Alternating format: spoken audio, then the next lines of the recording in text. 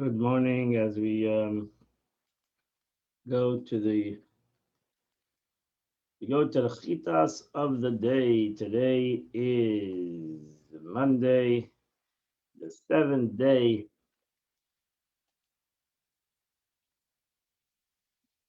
Today is Monday. Baruch Hashem, everybody's fine.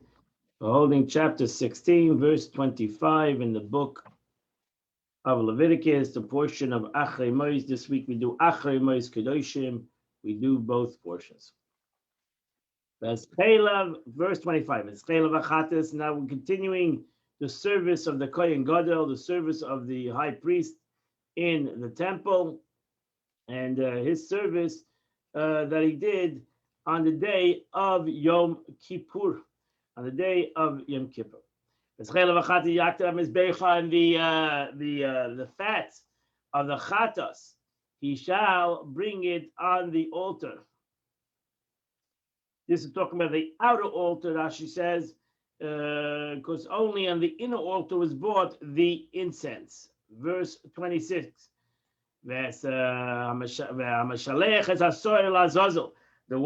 person who sent off the goat to the Azazel, Yechabez begadav, he shall immerse his garments and immerse himself, his flesh in and let's go to the mikvah, and then he can come back to the camp. Then they come back to the camp. Verse 27. The sin offering of the sin offering bull and the he-goat off sin offering, which he has brought the blood into the holies of holies, the holy to effect atonement. He shall take out this chatos, this sin offering needs to be burnt on outside the camp. And the fire will consume the hides, the flesh, and the waste. Rashi says we're talking about this off the sin offering, that the blood was sprinkled in front of the paraychas, in front of the curtain of the Holy of Holies. Verse 28. I say someone who burns it outside the camp, Yechabez begadav, shall go to the mikveh, then come back into the camp. Verse 29. There shall be an everlasting statue for them on the 7th month. It's Yom Kippur, the 10th of the month. You shall afflict yourself. And I'll do any work. Neither native nor the stranger who lives amongst you. Why? Verse 30. On this day, you shall effect atonement to cleanse you. From all your sins. Before God, you will become pure. Verse 31. It's a Sabbath to you. We shall afflict your souls. Chukas Olam, an eternal statue forever. Verse 32. And the Kohen who is anointed, who is invested, shall serve in its father's stead. And he shall don the linen garments, Bigdei HaKodesh, the holy garments. The Rashi says, this atonement of Yom Kippur is valid only through the Kohen Gadol. Since the atonement is exclusively refers to the Kohen Gadol, since this entire passage is stated concerning Aaron, Scripture found it necessary to state the Kohen Gadol who will succeed like him. He also brings the Kohen atonement. Not only Aaron, but every Kohen Gadol that will follow will bring atonement to the Jewish people. Verse 9, L'Kohen Tachas Aviv, that he will serve under his father. What does it teach us? That a son who is fit, who is as holy and as good as his father, takes over his father. But if not, if somebody's better than him, then more holier than him, more refined than him, then we give the Kohen Gadol to another person, but usually it was given from father to son. Verse 33. And he shall felt atonement upon the Holy of Holies, and upon the tent of meeting, and also on the altar. Will bring forgiveness, and on the Kehanim will bring forgiveness, and upon the whole Jewish nation, he will bring forgiveness. Verse 34. This shall be an eternal statute for you, to bring forgiveness to the Jewish people, for all the sins once a year. And they have Tishrei. And they did. So they followed the command. Rashi says that they came Yom Kippur. They did this service Yom Kippur every year, and the greatness of Aaron, that he did it for the sake of heaven. He didn't take it as a power situation that he had, was given this power to be the Kohen Gadol, but he did it as a command from HaKadosh Baruch Hu. Now we go to chapter 17, verse number 1. And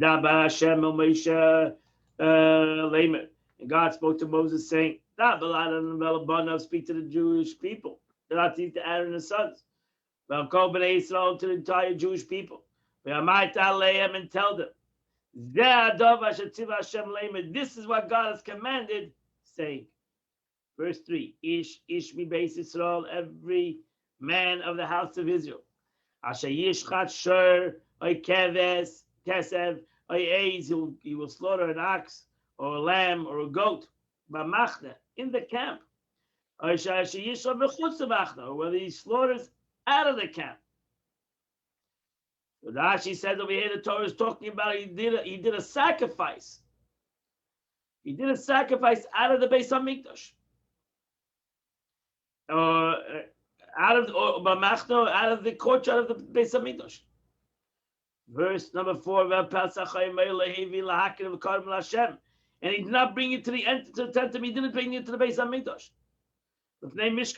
Before the tabernacle. Dam yechashav la'ishahu. It's considered as blood he has shed. And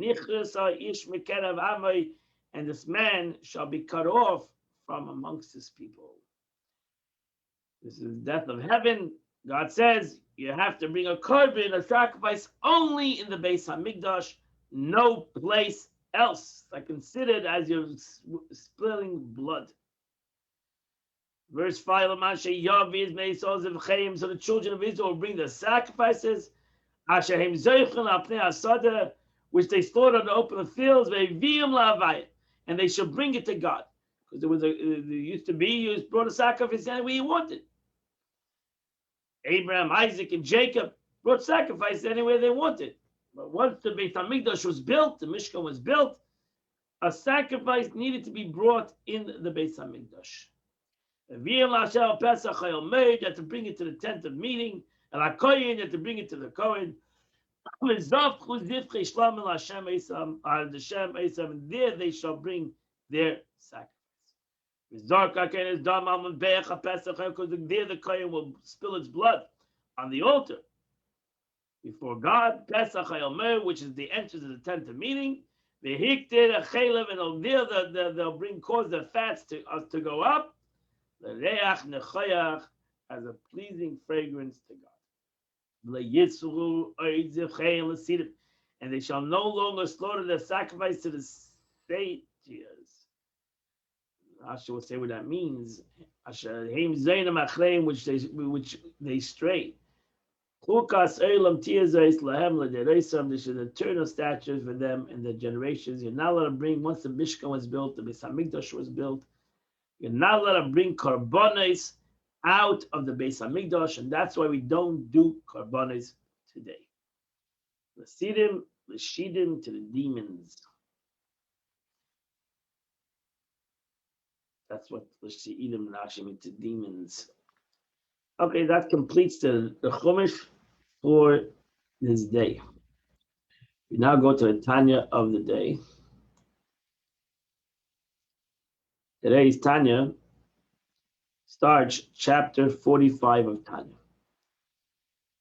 So the Alter Rebbe explained the aspect of accomplishing Avas Hashem and Yiras Hashem, to awaken up your love and fear of God of your neshama.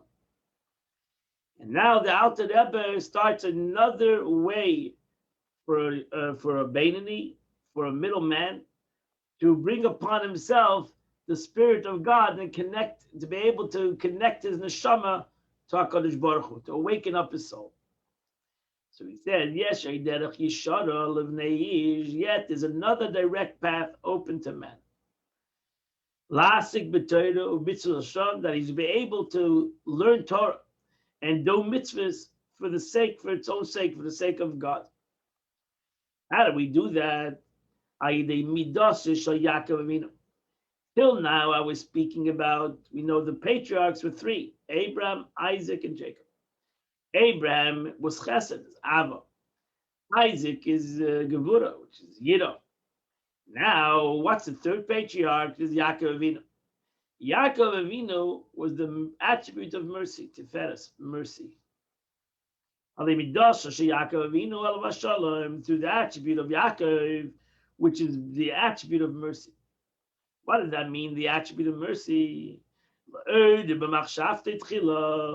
To accomplish the first arousing in one's mind, meaning, before his performance of Torah mitzvahs, he should think great compassion before God. He should have rachmanis. What does it mean he should have rachmanis? You have mercy. He should have mercy upon his soul. He should have rachmanis upon his soul. That his neshama, his soul, is ashayara, to think about my neshama. My neshama has come down from a very high place, extremely a high place in spirituality.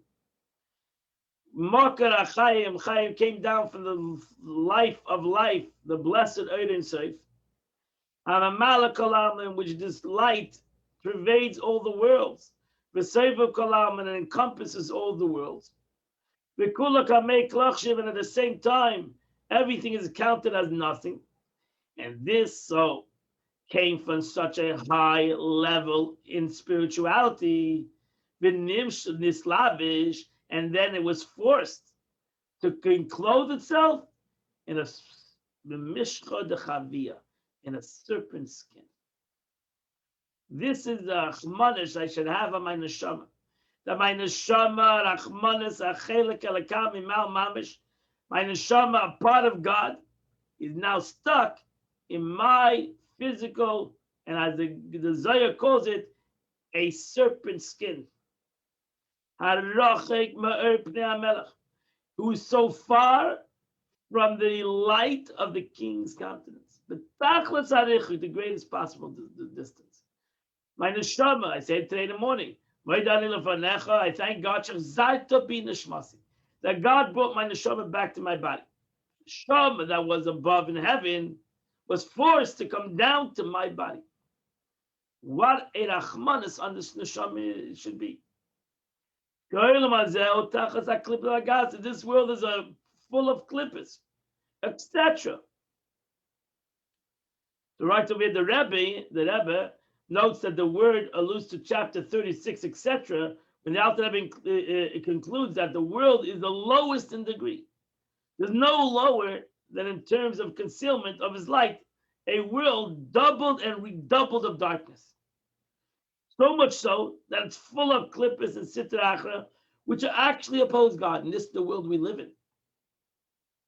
And this is where a neshama, a godly soul, comes to the most highest levels of spirituality, and it comes down to this world. It's forced to come down to this world. And that should awaken up a me arachmanis. And Alter Rebbe goes further. Think about it further. Not only is he forced to come down to this world, if I'm going to think about all my talk, all my thoughts, all my actions, and my utterances, and my thought that have been done until today. All the things I have done. Sitra Achra is the other side. All the concept of the opposite of holiness. It's expressions to the opposite of holiness. Is Sitra Achra, the other side. So here, when a person would think about that, a light Tavim, it was not worthy. Think about it. It's like a king who's fettered by tresses. With the impetus thoughts of his brain, God, so to speak, fettered by his impetus thoughts. Because Jacob is the rope of his inheritance. The word chevel actually translates to the word tractate of land, and lot. It is here interpreted alternatively by the rope. The rope, as one end tied above, tugged by the lower end, will draw down the upper end as well. The upper extremity of a Jew's soul is likewise bound into the source of his blessed Ein Sof. The lower extremity is enclosed in the body. When the lower extremity of the soul is dragged into a spiritual exile through wrongful action, speech, or thought, this has a corresponding effect upon the upper reaches of the soul, which are bound above. You're pulling in a shama down below. You're pulling him. He has no choice. Through my thoughts and my speech and my action, I'm dragging my soul into the depths of impurity. Kamashala Mesha Becheva has allusion to one pulling the rope, etc. We studied Golas HaShechina, and this is the esoteric doctrine of the exile of the Shechina. Meaning, a Jew causes his soul to be exiled within the domain of Klippus. In turn, so to speak, exiles the presence of God, the source of his soul. 2. Pondering this matter will awaken a Jew profound feeling of compassion for his soul, and not only for its soul, for the Shechina, for its source. This compassion, the Alter Rebbe will now point out, should be utilized in one's study of Torah and performance of mitzvahs. This will elevate his soul, enable it to unite to its source, which is blessed Ein Sof, which is God.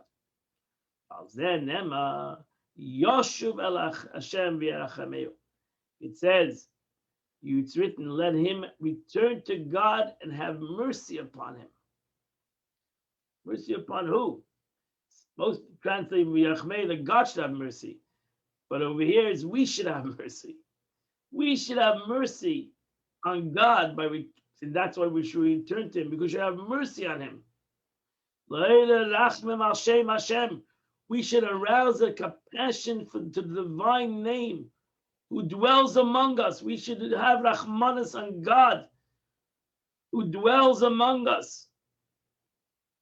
God who's standing right here. God who is part of me. And wherever I go, he needs to go. And wherever my thoughts needs to goes, he needs to go. As it's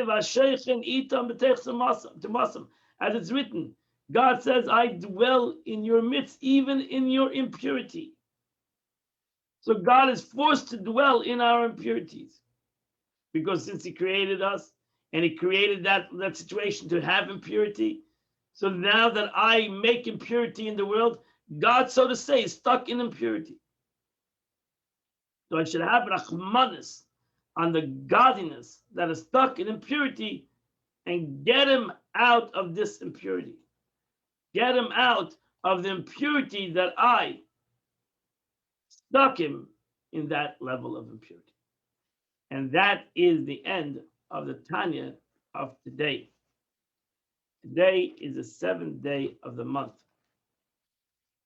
And the Tillim of the 7th day of today starts on chapter 39 and it goes until chapter 43. So 39 to 43, and you would have done the chitas of the day. Wish you a good day. God bless you, everybody. Have a beautiful day. Have a happy day, a healthy day. Only good things should be for all of us today. See you You tomorrow. too, Rabbi. Thank you so much. Thank you, Rabbi. Thank you, Rabbi. Hi, Karen. Hi, Moshe. Hi, Sarah. Waving to you across the lake. Baruch Hashem.